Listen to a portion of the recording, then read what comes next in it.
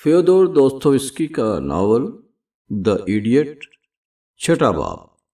देखिए, आप सब लोग मुझे ऐसे तजस्सुस से देख रहे हैं कि अगर आपका तकाजा पूरा ना करूं तो बिगड़ बैठना कुदरती है।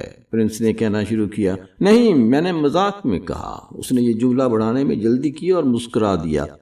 हाँ, जहां मैं रहा बच्चे ही बच्चे थे और तमाम वक्त वहीं बच्चों में रहा, सिर्फ बच्चों के साथ। गांव के बच्चे थे, सारी पलटन उन्हीं की थी, स्कूल में पढ़ने वालों की। ये नहीं कि मैं उन्हें पढ़ाता था, जी नहीं, इस काम के लिए स्कूल टीचर्स मौजूद थे। कह सकते हैं कि मैं भी उन्हें कुछ पढ़ा दिया करता था, मगर बस यूं ही उनका मेरा साथ था और मेरे 4 साल इसी तरह गुजर गए। कुछ और काम धाम तो था नहीं, हर बात उनसे कर लेता था, कुछ भी दिल में नहीं रखता था। उनके वालिदैन और अजीज रिश्तेदार मुझसे सख्त नाराज रहने लगे, क्योंकि आखिरकार बच्चे मुझसे बेहद मानूस हो गए थे, मेरे बगैर नहीं रह सकते थे और मुझी को घेरे रहते थे। यहाँ तक कि स्कूल टीचर तो सख्त दुश्मन हो गया, वहाँ मैंने बहुत दुश्मन बना लिए। वजह इसके सिर्फ बच्चे, और तो और शुनीदर मुझे शर्म दिलाया करता था। इन लोगों को डर किस बात का था? बच्चे को सभी कुछ बता देना चाहिए, हर एक बात। मुझे ये सोचकर हैरानी होती थी कि बड़ी उम्र के लोग, यहाँ तक कि माँ बाप, अपने बच्चों से कितने बेखबर हैं, उन्हें समझते नहीं। बच्चे से कोई बात छुपानी नहीं चाहिए, ये कहकर कि अभी वो कम उम्र है, अभी उन्हें ये और वो मालूम होने का वक्त नहीं आया। कैसा अफसोसनाक, अलमनाक तस्वर है। ये खुद बच्चे कैसे ताड़ लेते हैं कि वालिदैन उन्हें बहुत ही सादा और बिल्कुल ही नासमझ शुमार कर रहे हैं, हालांकि वो हर बात को खूब समझते हैं। बड़ों को खबर ही नहीं कि बच्चे आड़े वक्त में निहायत अहम मशवरा दे सकते हैं। उफ खुदाया, जब ये नन्ही सी चिड़िया खुशी खुशी और पूरे एतबार के साथ आपकी तरफ नजर उठाकर देखती है तो आपको शर्म आती है, इससे झूठ फरेब करते हुए। मैं इन्हें इसलिए नन्ही सी चिड़िया कह रहा हूँ कि मेरे ख्याल में चिड़िया से प्यारी कोई हस्ती नहीं दुनिया में। हाँ, तो मैं सुना रहा था कि गांव भर के लोग जो मुझसे खफा हुए तो ज्यादा देर तक खास वाक़े के सबब तियो को मुझसे बस जलन हो गई थी। शुरू में वो सर हला हला कर तअज्जुब किया करता था। मैं समझता हूँ तो बच्चे सब समझते हैं, वो समझाता है तो तकरीबन कोरे रह जाते हैं। बाद में वो मेरा मजाक उड़ाने लगे। जब मैंने बताया कि मैं और वो, हम दोनों उन्हें कुछ नहीं सिखा सकते और वही हमें सिखा कर रख देंगे, तो मुझ पर खार खाए हुए और तहमत लगाने की गुंजाइश ही कहाँ थी, जबकि वो खुद हर वक्त बच्चों के साथ रहता था। बच्चों की बदौलत रूह के जख्म भरते हैं। वहाँ शुनीदर के यहाँ एक बीमार था, एक बहुत ही दुखी और बदनसीब आदमी। वो ऐसे अजाब में गिरफ्तार था कि शायद ही वैसी कोई और मुसीबत होती हो। खलल दिमाग के इलाज के लिए भेजा गया था, मगर जानू उसके दिमाग में कोई खलल नहीं था, सिर्फ रूह पर शदीद सदमा था। बस इसी एक रोग में गिरफ्तार था ये शख्स। आप अंदाजा कर सकेंगे कि हमारे यहाँ के बच्चे आखिर में उसके हक में क्या नेमत साबित हुए। मगर खैर, उस मरीज का किस्सा आपको फिर कभी सुनाऊंगा। इस वक्त ये बता रहा था कि वो वाकया शुरू कहाँ से हुआ। शुरू में बच्चों को मुझसे कोई उनसियत नहीं थी। एक तो उम्र में उनसे बड़ा, फिर अव्वल मुझे मालूम है कि सूरज शक्ल भी ऐसी अच्छी नहीं, ये सब तो खैर ऊपर से मैं गैर मुल्की भी था। बच्चे अव्वल मुझ पर हंसा करते थे और फिर कंकर पत्थर भी मारने लगे। जब उन्होंने मुझे मारी को प्यार करते देख लिया, ले दे के सिर्फ एक बार मैंने उसे चूम लिया था। नहीं नहीं, हंसिए मत। प्रिंस ने अपने सामीन को तंजिया मुस्कुराते देखकर जल्दी से टोका। यह मोहब्बत का मामला कतई नहीं था। अगर कहीं आपको अंदाजा होता कि मारी कैसी सितमज़दा मखलूक थी तो आपको भी बुरी तरह से बहुत ही तरस आता उस पर। वो इसी गांव की थी। उसकी माँ एक बुढ़िया खोसट थी, छोटी सी बोसीदा कुटिया में, जहाँ सिर्फ 2 खिड़कियां बनी थीं। एक खिड़की लोकल बोर्ड के हुक्म से अलग कर दी गई थी और उस खिड़की से सरकारी इजाज़त थी माल बेचने की। वो इसी एक खिड़की में से रस्सी, तागा, साबुन, तंबाकू वगैरह परचून का माल फटकर में बेचा करती थी।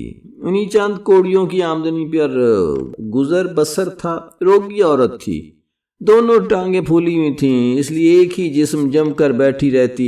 ماری اس کی بیٹی کوئی 20 سال کی نہایت کمزور دبلی پتلی لڑکی، کافی دنوں سے دک کی مریض، پھر بھی گھر گھر جاتی، محنت مشقت کے کام کرتی اور اجرت پر گھریلو خدمت انجام دیا کرتی، جیسے فرش دھونا، کپڑے، آنگن صاف کرنا، چمکانا، مویشیوں کو صاف رکھنا۔ ایک فرانسیسی تاجر نے جو اس مقام سے گزرتے ہوئے ٹھہرا تھا، لڑکی کو ورغلایا، بھگا لے گیا اور ہفتہ بعد اس راستے میں چھوڑ کر چلتا بنا۔ وہ تمام راستے مانگتی کھاتی اپنی جھونپڑی پر واپس آ گئی، کپڑے غلیظ، بال بکھرے، جوتے پھٹے ہوئے، پورے ہفتے پیدل چلتی ہوئی کھیتوں میں راتیں گزارتی۔ مصیبت کی ماری گھر پہنچی تو بری طرح نزلہ زکام میں گرفتار تھی، پیروں میں زخم، ہاتھ سوجے ہوئے اور جا بجا کھال پھٹنے سے لہو لہان۔ پہلے بھی صورت شکل یوں ہی سی تھی، صرف آنکھوں میں البتہ نری شرافت اور معصومیت جھلکتی تھی، انتہائی گم سم چپ چپ۔ پہلے صرف ایک بار ایسا ہوا کہ وہ کام کرتے کرتے گانے لگی اور مجھے یاد آیا کہ سب کے سب حیران رہ گئے، ہنسنے لگے۔ ارے دیکھنا، ماری گا رہی ہے، یہ کیسے؟ ماری اور گانا! اس نے یہ آواز سنی تو اوسان قطع ہو گئے اور عمر بھر کے لیے ہونٹوں پر خاموشی کی مہر لگ گئی۔ تب تک خیر لوگ اس پر شفقت کی نظر رکھتے تھے، مگر جب وہ دکھیا مظلوم بیماری کی شکار اپنے گھر لوٹ کر آئی تو کوئی نہ تھا جو اس کا غم بٹائے، دو بول ہمدردی کے کہے۔ لوگ بھی کتنے بے درد ہوتے ہیں، ایسے معاملے میں کیسے کھٹور خیالات لیے پھرتے ہیں۔ پہلے تو بڑھیا ماں نے اس کی خوب خبر لی، ڈانٹا پھٹکارا کہ کم بخت تو نے مجھے رسوا کر دیا۔ بڑی بی نے بیٹی کو سب سے پہلے ذلیل و بدنام کیا۔ جب گاؤں میں اس کی واپسی کی خبر پھیلی تو سب کے سب دوڑے ہوئے آئے ماری کو دیکھنے۔ سارا گاؤں ہی ٹوٹ پڑا اس بوسیدہ جھونپڑی میں، بوڑھے، بچے، عورتیں، لڑکیاں، سبھی دھکا پیل کرنے لگے۔ ہجوم لگ گیا، گھر میں گھسنے کی بے صبری تھی سبوں کو۔ ماری زمین پر بوڑھی ماں کے قدموں میں پڑی تھی، بھوکی پھٹے حالوں روئے جا رہی تھی۔ جب اس نے لوگوں کا نرغہ دیکھا، اپنے الجھے گندے بالوں میں منہ چھپا لیا اور جھک کر سر زمین پر ٹیک دیا۔ گاؤں والے اسے یوں تک رہے تھے جیسے وہ کوئی موری کا کیڑا ہو۔ بوڑھے اس کے جنم پر تھوک رہے تھے، جوان اوپر سے ٹھٹھے لگا رہے تھے، عورتیں گالی کوسنے میں مشغول تھیں، تھو تھو کر رہی تھی اور ایسے حقارت سے دیکھ رہی تھی جیسے لڑکی نہیں کوئی مکڑی ہو۔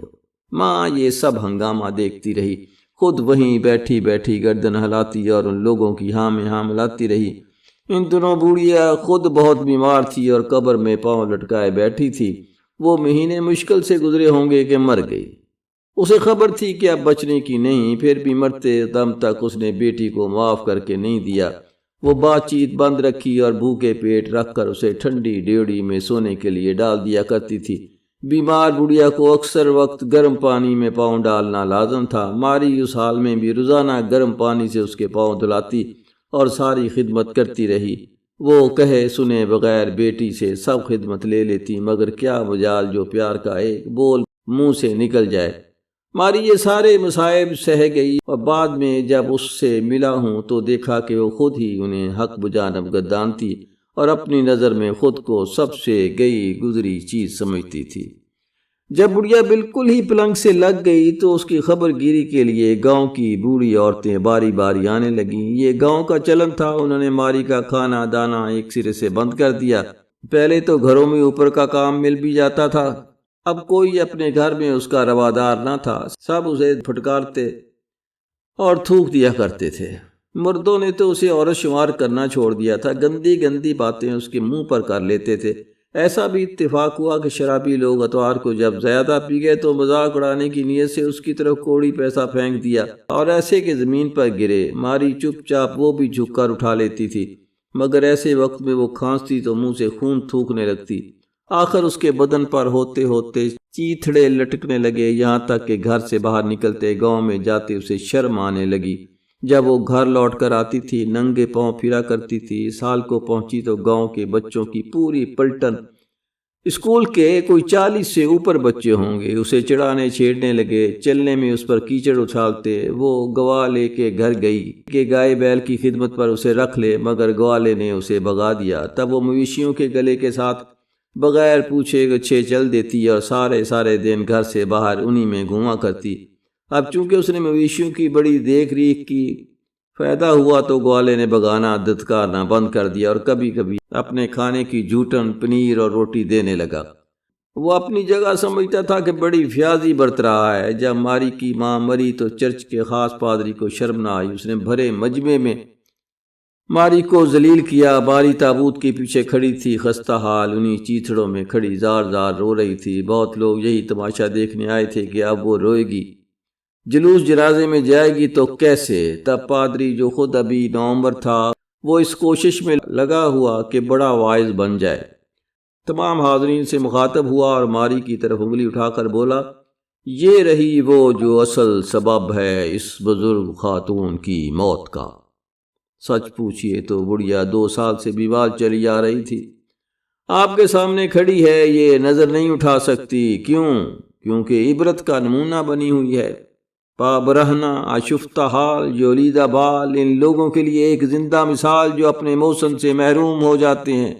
کون ہے یہ؟ مرحومہ کی دختر بددختر۔ یہ اور اسی طرح کی باتیں، اور ذرا تصور کیجئے یہ نیچ پن قریب سبھی کو اچھا لگا۔ مگر اتنے میں ایک اور ہی تماشا ہو گیا۔ بچے آگے بڑھے، کیونکہ تب تک بچوں کو میں نے پرچا لیا تھا، وہ میرے حمایتی بن گئے تھے اور ماری کو پسند کرنے لگے تھے۔ تو اب سنیے کیا ہوتا ہے۔ میرا بہت جی چاہتا تھا کہ ماری کے لیے کچھ کروں۔ کیا کروں؟ سخت ضرورت تھی کہ روپے پیسے سے اس کی مدد کی جائے، مگر روپیہ پیسہ میرے پاس کبھی ہوا ہی نہیں۔ روپیہ کیا، کوپک تک نہیں۔ میرے پاس چھوٹی سی ہیرے کی پن رکھی تھی، میں نے وہ اٹھا کر ایک پھیری والے کے ہاتھ فروخت کر دی۔ یہ شخص گاؤں پھرتا اور پرانے کپڑوں کا لین دین کرتا تھا۔ اس نے مجھے صرف 8 فرانک دیے، حالانکہ ہیرے کی پن 40 فرانک کی تو یقیناً تھی۔ کافی دن میں کوشش میں رہا کہ ماری کہیں تنہا مل جائے۔ آخر ایک روز گاؤں کے باہر جنگلے کے پاس، جہاں وہ پہلو سے پگڈنڈی پہاڑ کی طرف نکلتی ہے، درخت کے پیچھے وہ مجھے مل گئی۔ میں نے فوراً وہ 8 فرانک اس کے حوالے کیا اور کہہ دیا کہ احتیاط سے رکھنا، کیونکہ میرے پاس آئندہ کچھ نہیں ہوگا۔ پھر میں نے اسے چوما اور کہا، یہ گمان نہ کرنا کہ کوئی بری نیت رکھتا ہوں۔ میں نے جو پیار کیا تو اس لیے نہیں کیا کہ محبت ہو گئی ہے، بلکہ اس لیے کہ دل دکھتا ہے، ترس آتا ہے۔ میں شروع سے ہی اسے ذرا بھی قصوروار نہیں سمجھتا، بلکہ بدقسمتی کا شکار سمجھتا ہوں۔ بہت خواہش تھی کہ وہیں سے اسے تسکین دلاؤں، دلاسا دوں، یقین دلاؤں کہ خود کو سب کے سامنے گرا ہوا شمار کرنے کی ہرگز کوئی ضرورت نہیں، لیکن شاید وہ سمجھی ہی نہیں یہ بات۔ تبھی میں نے جان لیا تھا، اگرچہ وہ تمام وقت میرے سامنے کھڑی رہی، شرم سے گردن جھکائے، آنکھیں نیچے کیے، بے زبان۔ جب میں کہہ چکا تو اس نے میرے ہاتھوں کو بوسہ دیا۔ میں نے بھی اس کا ہاتھ تھاما اور پیار کرنے ہی والا تھا کہ وہ جھٹکا دے کر ہٹ گئی۔ ایک دم نظر آیا کہ اس وقت بچوں نے ہمیں دیکھ لیا، پوری بچہ پلٹن نے۔ بعد میں پتہ چلا کہ بہت دن سے وہ میرے ٹو میں لگے رہتے تھے۔ بچوں نے دیکھتے ہی سیٹی بجا دی اور تالیاں پیٹنے لگے اور زور زور سے کہہ مارے۔ ماری بے تحاشا وہاں سے بھاگی۔ میں کچھ کہنا سننا چاہتا تھا، مگر بچے کہاں سننے والے، کنکر پتھر مارنے لگے۔ اسی دن سب کو، گاؤں بھر کو واقعے کی خبر ہو گئی۔ ماری کی اور بھی شامت آئی، لوگ اس سے اور بھی بیزار ہو گئے۔ یہاں تک سنا ہے کہ اس کو عدالت میں گھسیٹ کا سزا دلوانے کی تیاری تھی، مگر خیر خدا کا شکر وقت ٹل گیا۔ پھر بچے اس کا راستہ روکنے لگے، گزرنے نہیں دیتے تھے۔ اب انہوں نے اور زیادہ راستہ چلتے چڑھانا اور کیچڑ اچھالنا شروع کر دیا۔ اسے تنگ کرتے، دوڑاتے، وہ اپنے کمزور سینے کی طاقت سے دوڑتی، ان بچوں سے جان بچاتی، بے دم ہو جاتی اور اس کا پیچھا کرتے، ہلڑ مچاتے، گالیاں بکتے۔ ایک بار مجھ سے رہا نہ گیا، میں نے بچہ پلٹن پر جھپٹ مارا۔ پھر میں نے انہیں سمجھانا شروع کیا۔ روزانہ جب بھی موقع مل جاتا کچھ نہ کچھ کہتا، کبھی کبھی وہ باز آ جاتے، میری بات سن لیتے، اگرچہ گالیاں بکنا بند نہیں کرتے تھے۔ میں انہیں سمجھاتا تھا کہ یہ کتنی دکھیا ہے۔ تھوڑے دنوں میں وہ مان گئے، خاموشی سے گزر جاتے تھے۔ رفتہ رفتہ مجھ میں اور ان بچوں میں بات چیت کا سلسلہ چل نکلا۔ میں ان سے کچھ نہیں چھپاتا تھا، ساری بات کہہ دیا کرتا تھا۔ وہ بڑے اشتیاق سے سنتے اور آخر انہیں بھی ماری پر رحم آنے لگا۔ بعض بچے جب ماری کا سامنا ہوتا تو نرمی کے ساتھ اس سے سلام دعا بھی کر لیتے۔ وہاں کی رسم ہے کہ آدمی کا سامنا ہو جائے تو چاہے آپ اس سے واقف ہوں یا نہ ہوں، سر جھکا کر سلام کر لیتے ہیں۔ تصور کر سکتا ہوں کہ ماری اس سلام دعا پر کتنی حیران ہوتی ہوگی۔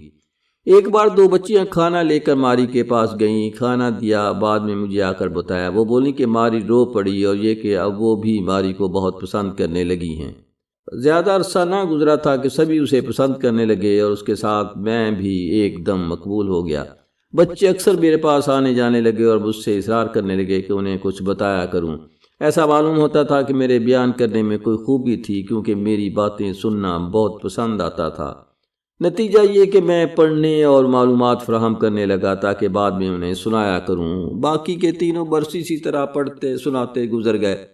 بعد میں جب ہر طرف سے انگلیاں اٹھنے لگیں، یہاں تک کہ شنیدر نے اعتراض کیا کہ میں بچوں سے اس طرح باتیں کیوں کرتا ہوں جیسے بڑوں سے کی جاتی ہیں، اور بات کرنے میں کوئی پردہ نہیں رکھتا، تو میں نے سب کو یہی جواب دیا کہ بچوں سے جھوٹ بولتے شرم آتی ہے، کیونکہ بغیر بتائے ہی وہ سب جانتے ہیں، کتنا ہی چھپایا جائے وہ کہیں نہ کہیں سے پتہ چلا لیتے ہیں۔ غلط سلط، البتہ میں بتاؤں گا تو غلط سلط نہیں ہوگا۔ ہر ایک کو وہ وقت یاد رکھنا چاہیے جب وہ خود بچہ تھا۔ یہ میں کہتا رہا مگر کسی نے اتفاق نہ کیا۔ میں نے ماری کو اس کی ماں کی موت سے 2 ہفتے پہلے ہی پیار کیا تھا، اور بچوں نے دیکھا تھا۔ جب پادری میت پر بات کر رہا تھا اس وقت تک سارے بچے میرے حمایتی ہو چکے تھے۔ میں نے وہیں کے وہیں بچوں سے بات کی، انہیں پادری کی اس حرکت کا مطلب سمجھایا۔ سب کے سب پادری پر بگڑ گئے۔ کئی بچوں کو تو اتنا غصہ آیا کہ انہوں نے پتھر مار مار کر کھڑکیوں کے شیشے توڑ ڈالے۔ میں نے بچوں کی روک تھام کی، پتھر مارنا بہت بری بات تھی۔ بچے مان گئے، لیکن فوراً یہ خبر گاؤں میں پھیل گئی، سب کو پتہ چل گیا۔ سارا الزام مجھ پر دھرا جانے لگا کہ میں نے بچوں کو بگاڑ دیا ہے۔ پھر سب کو پتہ چلا کہ بچوں کو ماری پسند ہے، اس پر اور بھی دہشت پھیلی۔ جو بھی ہوا سو ہوا، ماری کی بدنصیبی جاتی رہی، وہ خوش رہنے لگی۔ بچوں کو گھر والوں نے منع کر دیا کہ ماری سے نہ ملا کریں، مگر وہ چھپ چھپ کر اس مویشی خانے پر جانے لگے جہاں ماری کام کرتی تھی۔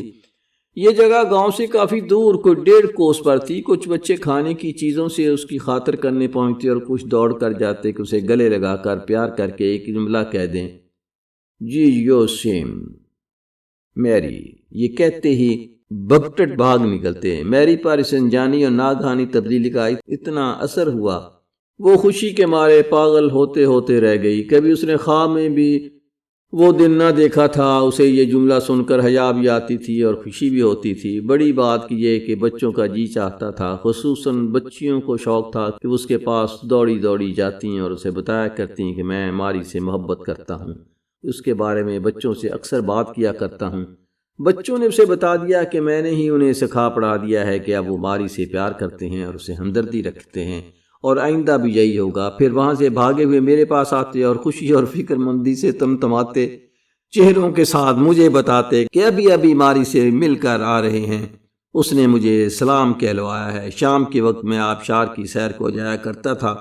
وہاں ایک خاص جگہ تھی گاؤں کی طرف ذرا آڑ میں، جس کے چاروں طرف پاپولر کے درخت کھڑے تھے۔ شام ہوئی کہ بچے وہاں دوڑ کر مجھ سے ملنے آ جایا کرتے۔ بعضے تو چھپتے چھپاتے آیا کرتے تھے۔ شاید انہیں ماری سے میری محبت کا معاملہ بڑا ہی پرلطف معلوم ہوتا ہوگا۔ میں نے وہاں جتنی بھی مدت بسر کی، اس کے دوران بس یہی ایک معاملہ ایسا تھا جہاں انہیں دھوکے میں رکھا۔ کبھی یہ بات صاف نہ کی کہ مجھے ماری سے بالکل محبت نہیں، دور دور یہ بات نہیں۔ ان کے یقین کو صدمہ نہیں پہنچایا یہ بتا کر مجھے تو صرف ترس آتا ہے اس کے حال پر، اس کے سوا کچھ نہیں۔ سارے آثار ایسے تھے کہ بچوں کا جی چاہتا تھا کہ ماری سے میری محبت کا یقین کیے جائیں۔ انہوں نے یہی تصور باندھ رکھا تھا اور آپس میں اس کی بات کرتے تھے تو میں ٹال گیا۔ جب چپ رہا اور ظاہر یہی کیا کہ ان کا یقین اپنی جگہ درست ہے۔ اتنے نازک اور حساس دل تھے ان ننھے بچوں کے، ان کی سمجھ میں نہیں آتا تھا کہ بھلا یہ کیسے ممکن ہے کہ ان کا پسندیدہ رحم دل لیون یعنی میں میری سے پیار کرے اور میری یوں پھٹے حالوں میں ننگے پاؤں پٹتی رہے۔ ذرا تصور فرمائیے کہ بچوں نے اسے جوتے، زنانے موزے اور اندر کے کپڑے مہیا کر دیے، اور تو اور وہ اوپر کا زنانہ لباس بھی اڑا لائے۔ کہاں سے اڑا لائے میری سمجھ میں نہیں آیا۔ ساری کی ساری بچہ پلٹن اس میں لگ گئی۔ جب میں نے ان سے پوچھ گچھ کی کہ یہ کیسے ہوا تو وہ مزے لے کر ہنسنے لگے اور بچیوں نے خوب تالیاں بجائیں، مجھے پیار کرنے لگیں۔ کبھی کبھی میں چوری چھپے ماری سے ملنے جایا کرتا تھا۔ وہ بری طرح بیمار پڑ گئی تھی اور باہر آنا جانا بھی مشکل ہو گیا تھا۔ آخر وہ وقت آیا کہ گوالے کی نوکری بھی اس سے نہیں چل سکی۔ البتہ مویشیوں کے گلے کے ساتھ روز صبح جایا کرتی تھی۔ اور جا کر کہیں نزدیک بیٹھ جاتی۔ ایک کھڑی چٹان کے پاس کوئی کگارا نکلا ہوا تھا، وہیں ماری ایک پتھر پر سب کی نظروں سے ہٹ کر کونے میں بیٹھ جاتی اور سارا دن خود بھی پتھر کی طرح بے جنبش بیٹھی رہتی۔ صبح سے دھولی لگن کے وقت تک جب مویشی گھروں کو لوٹتے وہ بھی لوٹ آتی۔ اتنی کمزور و لاغر ہو گئی تھی، تپ دق کے مارے کہ آنکھیں بند کیے چٹان کے سہار سر ٹکائے بیٹھی بیٹھی اونگ جاتی۔ اسے سانس لینا بھی دشوار ہو گیا تھا، چہرہ مرجھا کر ڈھانچ ہو گیا تھا، ماتھے پر اور کن پٹیوں پر پسینہ ٹپکتا رہتا تھا۔ جب بھی اسے دیکھا اسی حال میں پایا۔ منٹ بھر کو اسے دیکھنے جایا کرتا تھا اور خیال رہتا تھا کہ کوئی مجھے وہاں دیکھ نہ لے۔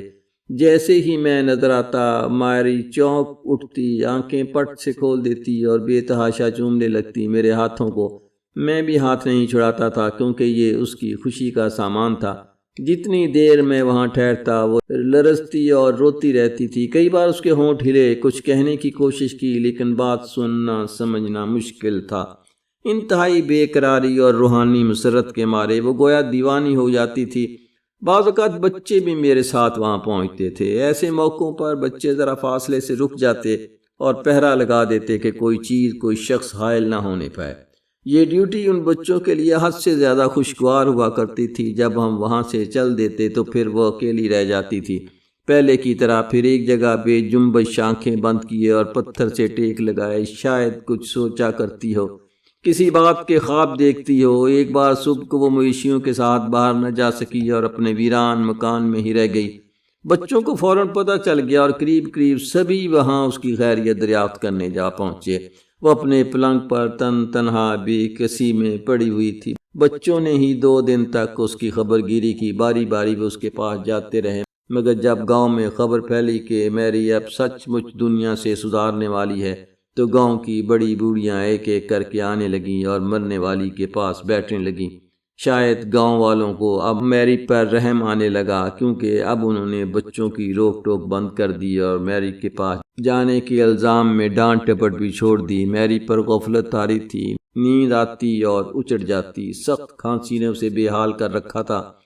بوڑھی عورتیں بچوں کو وہاں سے بھگا دیتی مگر وہ پھر آ دھمکتے کھڑکی کے پاس، کبھی تو صرف منٹ بھر کے لیے آتے، محض ایک جملہ پکارنے کے لیے، بنجو نوترو بونی ماری، اور وہ جو ہی ان کی جھلک دیکھ لیتی یا کان میں بھنک پڑتی زندگی کے لہر اس میں دوڑ جاتی تھی۔ وہ بوڑھیوں کے منع کرنے کے باوجود پورا زور لگا کر کوہنیوں کے بل سر اٹھاتی، سر ہلا ہلا کر اپنی احسان مندی ظاہر کرتی۔ پہلے کی طرح بھی اس کے لیے کھانے کا سامان لیے ہوئے آتے تھے، مگر کچھ کھانا اب اس کے بس سے باہر تھا۔ ان بچوں کی بدولت آپ یقین کیجئے گا کہ وہ دنیا سے ہنسی خوشی سدھاری۔ ان کے دم سے اس نے یہ دن دیکھا کہ اپنے دکھ بھرے دن بھول گئی، گویا ان بچوں سے اپنی خطاؤں کی معافی مل گئی ہو، کیونکہ آخری وقت تک وہ خود کو بڑی گناہگار شمار کرتی تھی۔ روز صبح اس کھڑکی کے پاس چڑیوں کی طرح بچے منہ لگا کر چہکتے، شور مچاتے، نوزیمروس میری۔ بہت دن نہ گزرے تھے کہ وہ مر گئی۔ میں سمجھ رہا تھا کہ ابھی وہ بہت زندہ رہے گی۔ جس دن اسے مرنا تھا میں دن چھپے سے ذرا پہلے اسے دیکھنے پہنچا۔ شاید اس نے مجھے پہچان لیا۔ میں نے آخری بار اس کا ہاتھ تھاما، ذرا دبایا، کیسا لکڑی سا ہاتھ تھا۔ دوسری صبح میرے پاس لوگ خبر لائے کہ میری چل بسی۔ بچوں پر اب کوئی بھی روک لگانا ممکن نہ تھا۔ انہوں نے میت کو اوپر نیچے تک پھولوں سے ڈھک دیا اور سر پر گلدستہ رکھ دیا۔ پادری نے آخری رسوم کے وقت مرنے والی پر کوئی چھینٹا نہیں مارا۔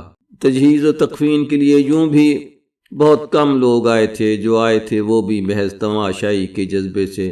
جب جنازہ اٹھانے کا وقت آیا تو یک باری بہت سے بچے دوڑ پڑے کہ خود اٹھائیں گے، مگر چونکہ خود نہیں اٹھا سکتے تھے تو دوسروں کو سہارا دینے لگے۔ جنازے کے ساتھ لپکتے ہوئے چلے، روتے ہوئے گئے۔ تب سے میری کی قبر بچوں میں بڑی عزت کی نظر سے دیکھی جاتی ہے۔ وہ اسے پھولوں سے سجاتے ہیں اور قبر کے چوطرفہ انہوں نے گلاب کی کلمیں لگا دی ہیں۔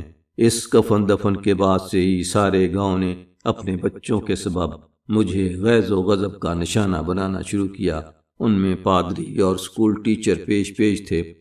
بچوں پر قطعی طور سے بندش لگ گئی مجھ سے ملنے کی، اور شنیدر نے نگرانی کی ذمہ داری اپنے سر لے لی۔ پھر بھی ہم ملتے رہے، دور دور سے اشاروں میں بات کرتے رہے۔ بچے مجھے اپنے ننھے ننھے پرزے بھی لکھ کر بھیجا کرتے تھے۔ بعد میں تو سب ٹھیک ٹھاک ہو گیا، لیکن تب تک بھی کام اچھا چل رہا تھا۔ اس کینے فساد نے بچوں کو اور بھی میرے نزدیک کر دیا۔ آخری سال میں تو میں نے ٹیچر، ٹیبو اور پادری دونوں سے تقریباً صلح صفائی کر لی تھی۔ شنیدر نے مجھے بہت سمجھایا بجھایا اور بچوں کے ساتھ میرے نقصان دہ طرز عمل پر بڑی بحث کی۔ بھلا وہ طرز عمل کیا ہے میرا؟ آخر شنیدر نے ایک روز جب میں روانہ ہونے والا تھا، اس سے ذرا پہلے اپنا ایک عجیب و غریب خیال مجھ پر آشکار کر دیا۔ وہ کہنے لگا کہ اسے پورا یقین ہو گیا ہے کہ میں خود بالکل ایک بچہ ہوں، یعنی ایک بچے میں مجھ میں کوئی فرق نہیں، صرف قد و قامت اور صورت و شکل میں بڑا لگتا ہوں، ورنہ اٹھان میں، فطرت میں، اپنی روح میں، اور عین ممکن ہے کہ عقل و فہم میں بھی بالغ نہیں ہوا ہوں، اور آئندہ بڑھنے کی گنجائش بھی نظر نہیں آتی، چاہے 60 برس عمر پاؤں۔ مجھے اس بات پر بہت ہنسی آئی۔ ظاہر ہے کہ وہ غلطی پر تھا۔ کیا میں ننھا سا بچہ ہوں؟ صرف ایک بات برحق ہے، یہ مانتا ہوں کہ مجھے بڑوں کے ساتھ رہنا پسند نہیں۔ بہت زمانے سے یہ احساس ہے کہ بڑی عمر کے لوگوں میں رہ کے دل خوش نہیں ہوتا، کیونکہ مجھے ان میں رہنا نہیں آتا۔ چاہے وہ مجھ سے کیسی بھی باتیں کریں، چاہے کتنی ہی مہربانی سے پیش آئیں، تاہم ان کے ساتھ نہ جانے کیوں نباہ دشوار ہوتا ہے۔ البتہ دل خوشی سے بھر جاتا ہے جتنی جلدی میں اپنے دوستوں کے حلقے میں پہنچ جاؤں۔ دوست کون؟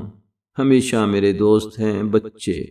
وجہ یہ نہیں کہ میں خود بچہ ہوں، بلکہ صرف اتنی سی بات ہے کہ میرا دل ان کی جانب کھینچتا ہے۔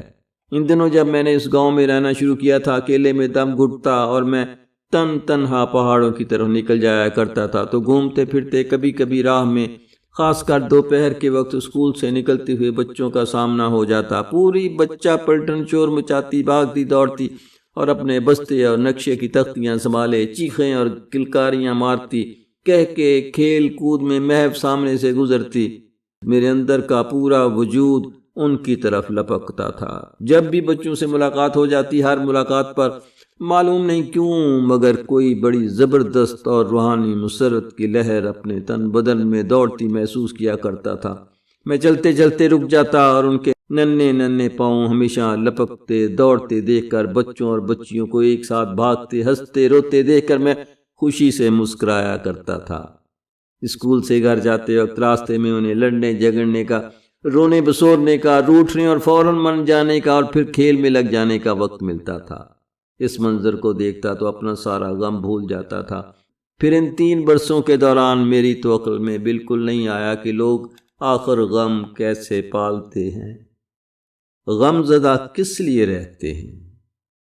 میری تقدیر ان بچوں سے وابستہ ہو گئی تھی۔ میں نے کبھی سوچا ہی نہیں تھا کہ یہ گاؤں چھوڑ کر چل دوں گا۔ عقل اس خیال کو گوارا ہی نہیں کرتی تھی کہ میں کبھی اس طرف کا، روس کا رخ بھی کروں گا۔ مجھے محسوس ہوتا تھا کہ اب یہیں رہ جانا ہے، لیکن آخرکار میں نے دیکھا کہ شنیدر پر بار بن کر رہنا غلط ہوگا۔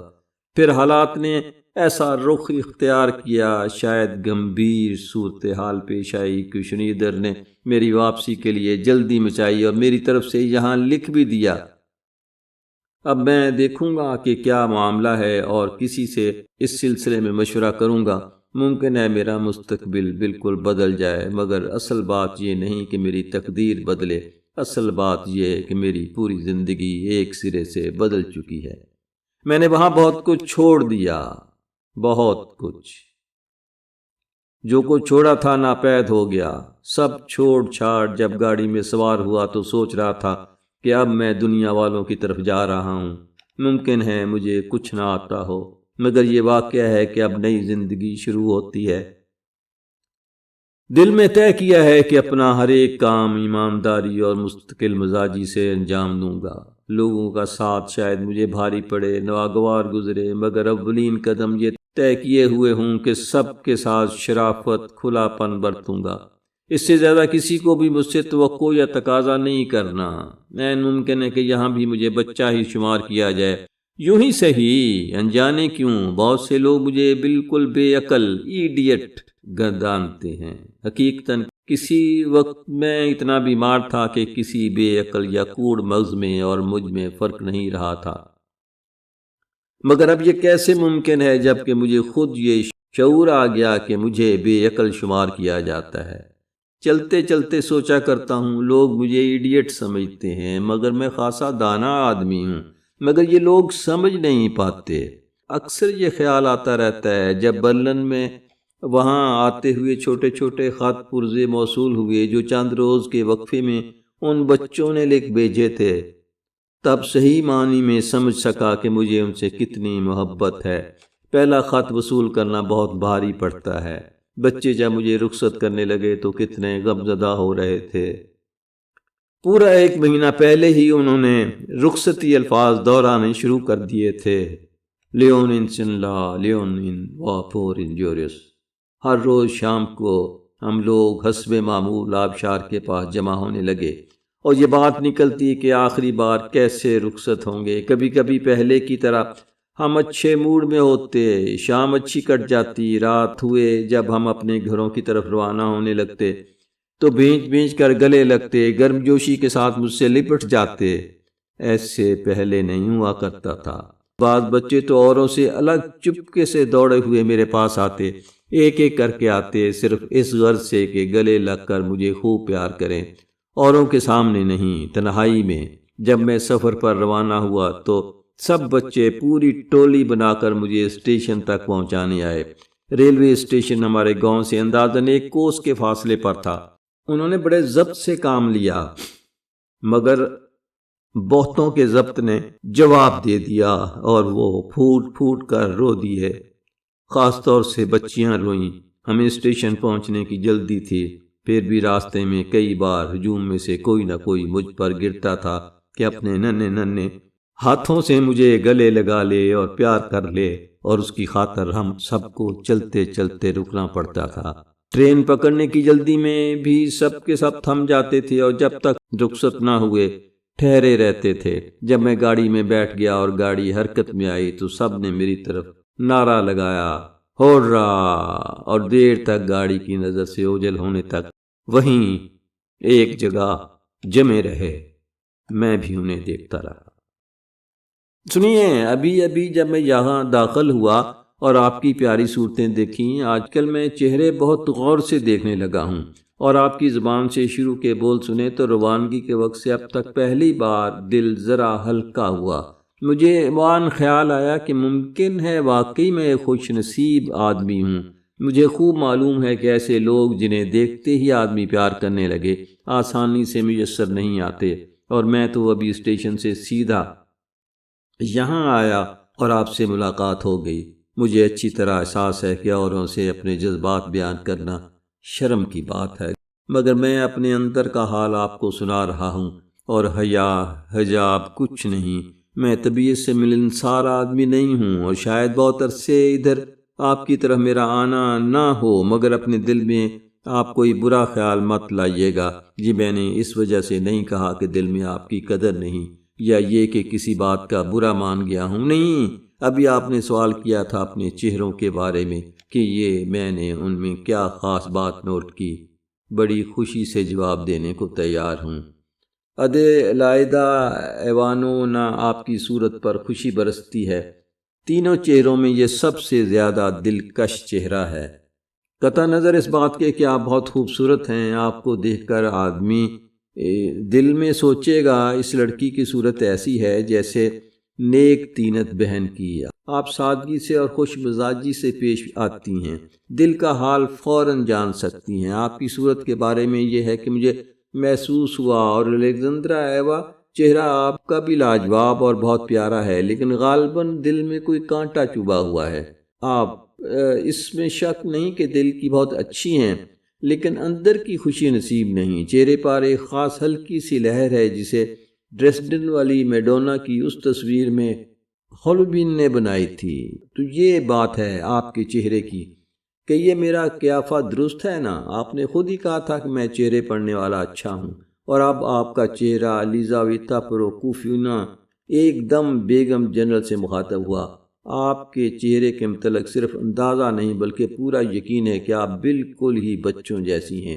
ہر بات میں، ہر معاملے میں، ہر پہلو سے، چاہے وہ اچھا ہو یا برا، اچھی بری سب باتوں میں آپ اس عمر کے باوجود ایک بچی ہیں۔ اب مجھ سے ناراض نہ ہوں کہ ایسا کہہ رہا ہوں۔